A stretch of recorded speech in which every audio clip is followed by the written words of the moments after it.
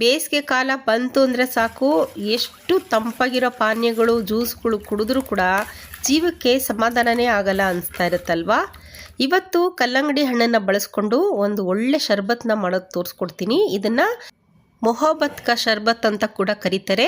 ದೇಹ ಕೂಡ ತಂಪಾಗಿರುತ್ತೆ, ಆರೋಗ್ಯದ ದೃಷ್ಟಿಯಿಂದ ಕೂಡ ಇದು ಬಹಳ ಒಳ್ಳೆಯದು. ಖಂಡಿತ ಟ್ರೈ ಮಾಡಿ ನೋಡಿ.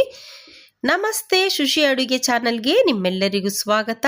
ಬನ್ನಿ ಈ ಶರ್ಬತ್ನ ಮನೆಯಲ್ಲೇ ಹೇಗೆ ತಯಾರು ಮಾಡ್ಕೊಳ್ಳೋದು ಅಂತ ನೋಡೋಣ. ಇಲ್ಲಿ ನಾನು 1/4 kg ಅಂದರೆ ಒಂದು ದೊಡ್ಡ ಪೀಸಷ್ಟು ಕಲ್ಲಂಗಡಿ ಹಣ್ಣನ್ನು ತೆಗೆದಿಟ್ಕೊಂಡಿದ್ದೀನಿ. ಇಲ್ಲಿ ನೋಡ್ತಾ ಇದ್ದೀರಲ್ಲ, ಇದನ್ನು ಚಿಯಾ ಸೀಡ್ ಅಂತ ಹೇಳ್ಬಿಟ್ಟು ಕರೀತಾರೆ. ಇದು ಅಂಗಡಿಗಳಲ್ಲಿ ಸಿಗುತ್ತೆ. ದೇಹಕ್ಕೆ ಏನಾದರೂ ತುಂಬ ಉಷ್ಣ ಅಥವಾ ಹೀಟ್ ಆಗಿತ್ತು ಅಂತಂದರೆ ಈ ಸೀಡ್ಸ್ನ ನೆನೆಸ್ಬಿಟ್ಟು ತಿನ್ನೋದ್ರಿಂದ ದೇಹದ ಉಷ್ಣತೆಯನ್ನು ಕಮ್ಮಿ ಮಾಡುತ್ತೆ. ಹಾಗೆ ಆರೋಗ್ಯದ ದೃಷ್ಟಿಯಿಂದ ಕೂಡ ಇದು ಬಹಳ ಒಳ್ಳೆಯದು. ಇದನ್ನು ಈ ಥರ ಜ್ಯೂಸ್ಗಳು ಮಾಡೋದಕ್ಕೆ ಬಳಸ್ತಾರೆ. ಟೇಸ್ಟು ಕೂಡ ತುಂಬ ಚೆನ್ನಾಗಿರುತ್ತೆ. ಅದಕ್ಕೋಸ್ಕರ ಇಲ್ಲಿ ನಾನು 2 ಟೀ ಸ್ಪೂನಷ್ಟು ಚಿಯಾ ಸೀಡನ್ನ ಒಂದು ಚಿಕ್ಕ ಬೌಲ್ಗೆ ಹಾಕಿ ನೀರು ಹಾಕಿ ಈ ಥರ ಮಿಕ್ಸ್ ಮಾಡಿಟ್ರೆ ಒಂದು 15ರಿಂದ 20 ನಿಮಿಷದಷ್ಟೊತ್ತಿಗೆ ಇದು ನೆಂದು ಬಿಡುತ್ತೆ. 6ರಿಂದ 7 ಚಮಚ ಸಕ್ಕರೆನ ತೆಗೆದಿಟ್ಕೊಂಡಿದ್ದೀನಿ. ಇಲ್ಲಿ ನಾನು ಈ ಶರ್ಬತ್ನ ಮಾಡೋದಕ್ಕೆ ದಾಸವಾಳದ ಹೂವಿನ ಜ್ಯೂಸನ್ನ ಉಪಯೋಗಿಸ್ಕೊತಾ ಇದ್ದೀನಿ. ರೂಹ್ ಅಫ್ಜಾ ಜ್ಯೂಸನ್ನ ಕೂಡ ಉಪಯೋಗಿಸ್ಕೋಬೋದು. ನಮ್ಮ ಮನೇಲಿ ದಾಸವಾಳದ ಜ್ಯೂಸ್ ಇದ್ದಿದ್ದರಿಂದ ಅದನ್ನೇ ಉಪಯೋಗಿಸ್ಕೋತಿದ್ದೀನಿ. ಈ ದಾಸವಾಳದ ಹೂವು ಆರೋಗ್ಯದ ದೃಷ್ಟಿಯಿಂದ ಬಹಳ ಒಳ್ಳೆಯದು. ಕೂದಲು ಬೆಳವಣಿಗೆಗೆ, ಜೀರ್ಣಶಕ್ತಿಗೆ ಅಂತೂ ತುಂಬ ಒಳ್ಳೆಯದಾಗಿದೆ. ಅದಕ್ಕೋಸ್ಕರ ಈ ಜ್ಯೂಸನ್ನ 3 ಸ್ಪೂನಷ್ಟು ಒಂದು ಚಿಕ್ಕ ಬೌಲಲ್ಲಿ ಹಾಕಿಟ್ಕೊಂಡಿದ್ದೀನಿ. ಈಗ ಒಂದು ಪಾತ್ರೆ ತಗೊಂಡು ಗಟ್ಟಿಯಾಗಿರೋ ಹಾಲನ್ನ ಉಪಯೋಗಿಸ್ಕೋಬೇಕು. ಇಲ್ಲಿ ನಾನು ನಂದಿನಿ ಆರೆಂಜ್ ಕಲರ್ ಪ್ಯಾಕೆಟ್ನ ಉಪಯೋಗಿಸ್ಕೊತಾ ಇದ್ದೀನಿ. ಈ ಚಿಕ್ಕದಾಗಿ ಐಸ್ ಕ್ಯೂಬ್ ಒಂದು 10-12 ಐಸ್ ಕ್ಯೂಬ್ನ ಹಾಲಲ್ಲಿ ಹಾಕ್ಕೋಬೇಕು. ಹಾಗೆ ಸಕ್ಕರೆನ ಸೇರಿಸ್ಕೊತಾ ಇದ್ದೀನಿ.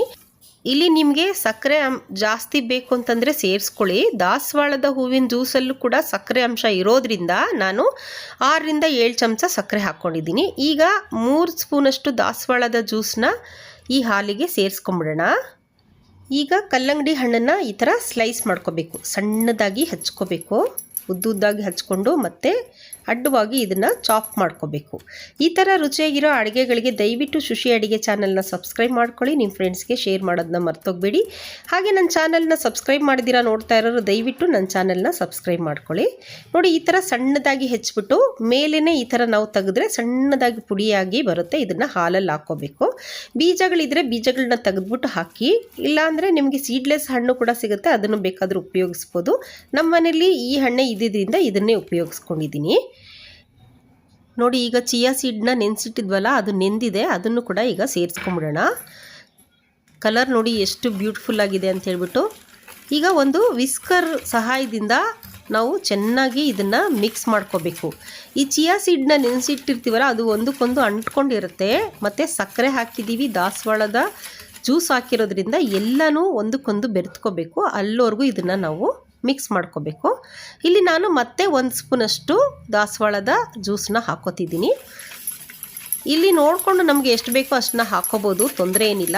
ದಾಸವಾಳ ಆರೋಗ್ಯಕ್ಕೆ ಬಹಳ ಒಳ್ಳೆಯದಾಗಿರೋದ್ರಿಂದ ಇಲ್ಲಿ ನಾನು ಟೋಟಲಾಗಿ 4 ಟೀ ಸ್ಪೂನಷ್ಟು ದಾಸವಾಳದ ರಸನ ಸೇರಿಸ್ಕೊಂಡಿದ್ದೀನಿ.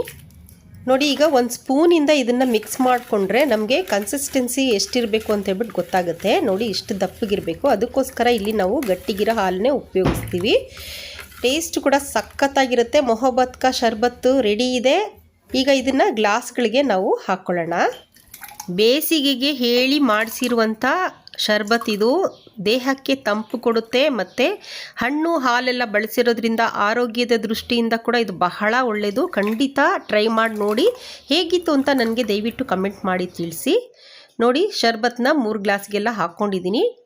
ಮೇಲೆ ಸ್ವಲ್ಪ ಕಲ್ಲಂಗಡಿ ಹಣ್ಣನ್ನು ಡೆಕೋರೇಟ್ ಮಾಡಿಬಿಟ್ರೆ ಇನ್ನೂ ಚೆನ್ನಾಗಿರುತ್ತೆ. ನೋಡಿ, ಸಣ್ಣದಾಗಿ ಕಲ್ಲಂಗಡಿ ಹಣ್ಣನ್ನ ಸೀಳ್ಬಿಟ್ಟು ಗ್ಲಾಸ್ಗೆ ಈ ಥರ ಸಿಕ್ಕಿಸ್ಬಿಟ್ಟು ಕೊಡಿ.